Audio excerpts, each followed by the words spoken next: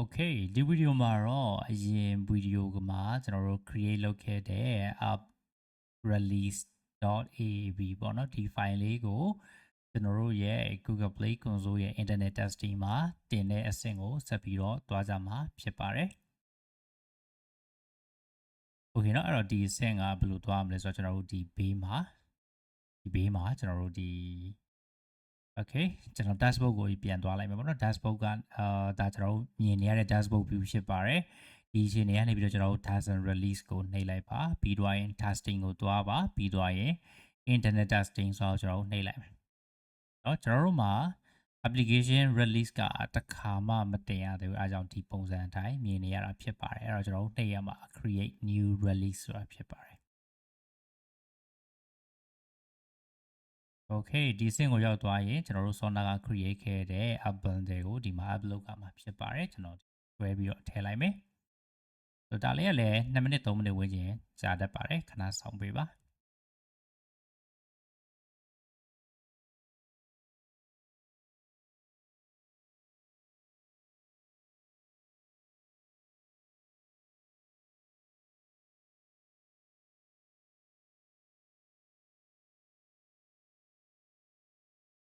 Okay သူ processing လုပ်နေတာလေးကိုခဏထပ်ပြီးတော့စောင့်ပေးရပါမယ်အဲ့ဒါပြီးသွားရင်ကျွန်တော်တို့ဒီ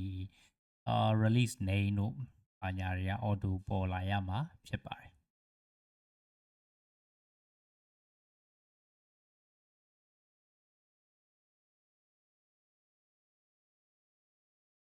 sorry ပါကျွန်တော်ဒီ video ကတရဇက်နိုင်နဲ့ချီပြီးတော့မှ recording ဖမ်းရတာဖြစ်တဲ့အတွက်ကျွန်တော်ရဲ့အသံ power ကဒီ video နောက်ပိုင်းရောက်လာတဲ့အချိန်မှာနည်းနည်းလေးကြာလာတာကိုသတိထားမိမယ်ပေါ့နော်အဲ့အတွက်လည်း sorry ပါကျွန်တော်တက်နိုင်ဆုံးတော့အကောင်းဆုံးပြောပေးနေပါတယ် Okay အဲ့တော့ကျွန်တော်တို့ဒီမှာapp bundle ကတင်တာအောင်မြင်သွားတယ်ပေါ့နော်ဒီနေရာမှာကျွန်တော်စောနာပြောတဲ့ဒီ passport.yaml မှာကျွန်တော်ရဲ့ release version တွေထည့်တာမှားနေလို့ရှိရင်ဒီမှာအနီအောင်ပြပြီးတော့ error တက်မယ်ဒါဆိုရင်ကျွန်တော်တို့သွားပြီးတော့လိုအပ်ချက်အတိုင်းပြင်ဆင်မယ်ပြင်ဆင်ပြီးတော့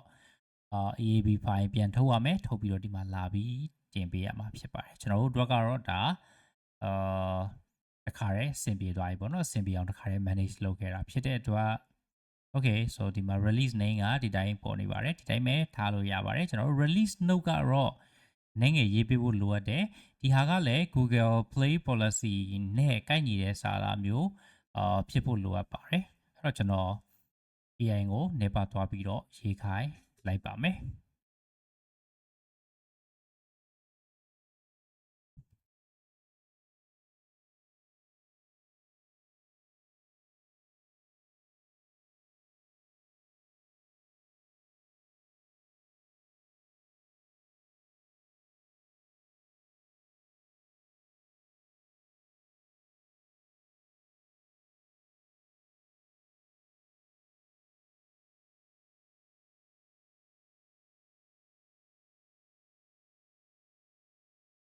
โอเคခဏဆောင်ပေးပါ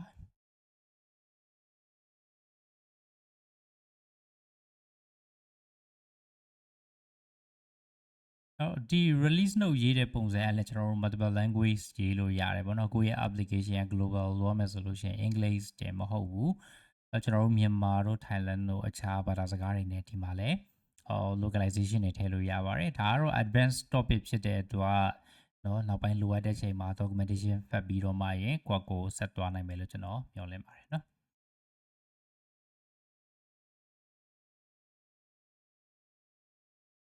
အဲ့တော့ကျွန်တော်တို့ဒီမှာစာသားအနည်းငယ်ယူလာခဲ့တယ်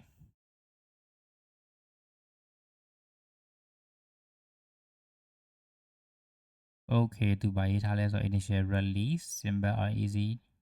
Friday check-in clean and user friendly interface stable and reliable performance Okay ကျွန်တော်တို့ဒီမှာဆိုလို့ရှိရင်တော့ policy ညှိနိုင်တဲ့စကားလုံးတော့ဘာမှသိမတွေ့ရဘူးပေါ့နော်ရိုးရိုးရှင်းရှင်းလောလကူပဲရေးထားတာကိုကျွန်တော်တို့တွေ့ရပါတယ်အဲ့တော့ပုံစံတိုင်းပဲကျွန်တော်တို့ဒီမှာ next ကိုနှိပ်ပြီးတော့ဆက်သွားပါမယ်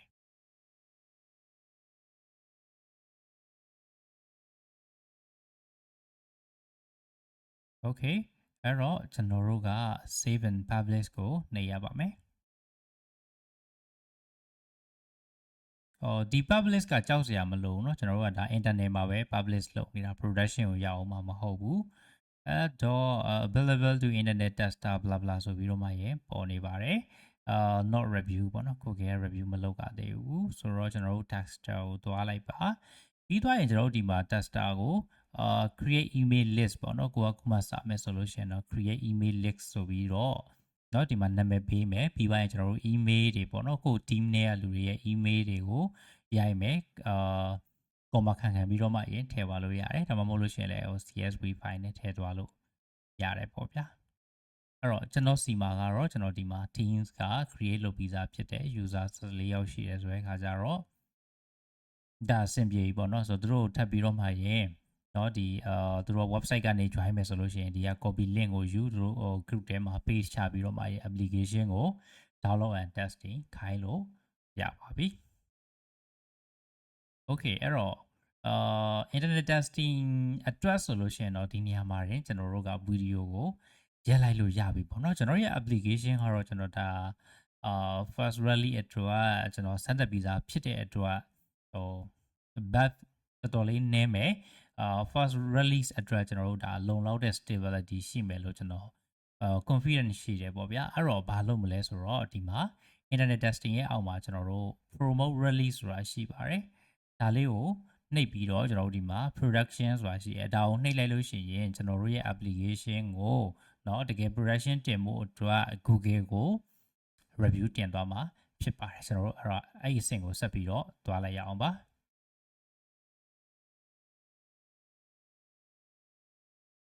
okay so သင်ပြပါတယ်ကျွန်တော်တို့ next ကိုနှိပ်လိုက်မယ် okay 2 errors တက်လာပြီကြောက်ပါနဲ့ error ရှိလို့ရှိရင်အဖြေရှိပါတယ် right no country or region had been selected for this track ဆိုပြီးတော့ပြောထားတယ်the release include permission that haven't declared in play console go to sensitive app permission to update your permission ဆိုပြီးတော့ပြောနေပါတယ်အဲ့တော့ကျွန်တော်တို့တစ်ခုချင်းလေးဖြည့်ရှင်းဖို့စူးစမ်းကြည့်အောင်ပါ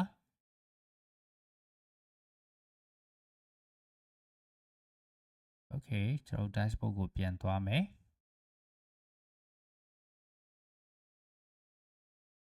release your app country and region okay add country or region ကိုရွေးပါမယ်အဲ့တော့ဒီ country or region ရွေးတဲ့နေရာမှာเนาะကျွန်တော်တို့ကဒီအလွယ်ဆိုပြီးတော့ရှိသမျှ country တွေအားလုံးကိုရှောက်ရွေးလိုက်လို့ရှိရင်ဒီ America နဲ့Europe ဘက်က country တွေကသူတို့အချို့ policy အရင်တင်းကျပ်တယ်ပေါ့နော်သူတို့ရွေးလိုက်မယ်ဆိုလို့ရှိရင် Google ကကျွန်တော်ရဲ့ app ကိုပို့ပြီးတော့စစ်မယ်အချိန်ပိုကြာမယ်ကျွန်တော်ရဲ့ app ကိုဒီဘယ်လိုပြောမလဲ reject လုပ်နိုင်ခြင်းအရင်များတယ်ပေါ့နော်အဲ့အတွက်ကျွန်တော်သုံးတဲ့ strategy ကတော့ဒီ Saudi Asia ကကျွန်တော်တို့ country 3ခုလောက်ကိုပဲရွေးပြီးတော့ပထမဆုံးချိန်မှာတင်တယ်နောက်ကျွန်တော်တို့ application က production ကိုရောက်သွားပြီဆိုတော့မှကျွန်တော်တို့ကအခြား country တွေကိုလိုက်ပြီးတော့မှပြန်ထည့်လို့ရတယ်ပေါ့နော်ဘာပြဿနာမှမရှိဘူးအဲ့တော့ကျွန်တော်မှာရှာလိုက်မယ်ပေါ့နော်ကြာနေလိမ့်မယ်မြန်မာ okay Thailand Singapore okay ဒီ country 3ခုလောက်ဆိုလို့ရှိရင်ကျွန်တော်တို့အခုလောလောဆယ်အတွက်ဒါလုံလောက်ပြီပေါ့နော်အဲ့တော့ကျွန်တော် save လိုက်ပါမယ်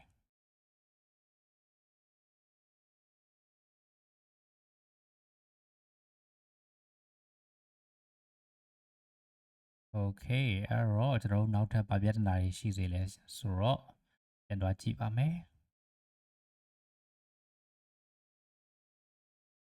promote release production okay ကျွန်တော်တို့ဒီမှာ production ကိုသွားလို့ရလောက်ပြီ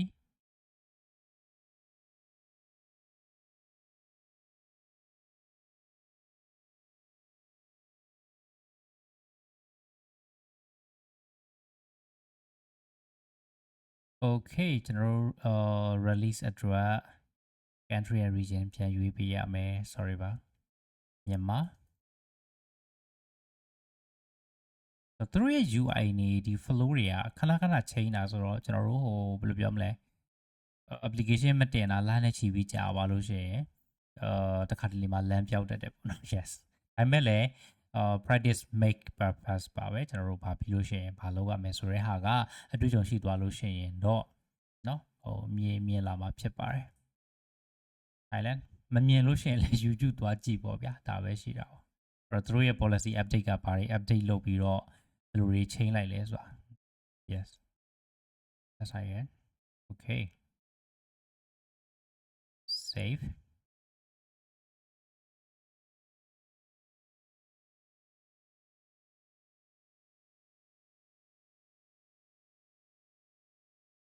go to dashboard ဘာကြံလေးရလဲဆိုတော့ to send changes for review complete that requires tab in app dashboard okay အဲ့လိုစီရလဲတွားကြည့်အောင်ပါ release your app flat tester okay so we can choose like this save dashboard ကိုပြန်သွားမယ် sorry ပါဒီ video ကနည်းနည်းလေးရှည်သွားတယ်ပေါ့နော်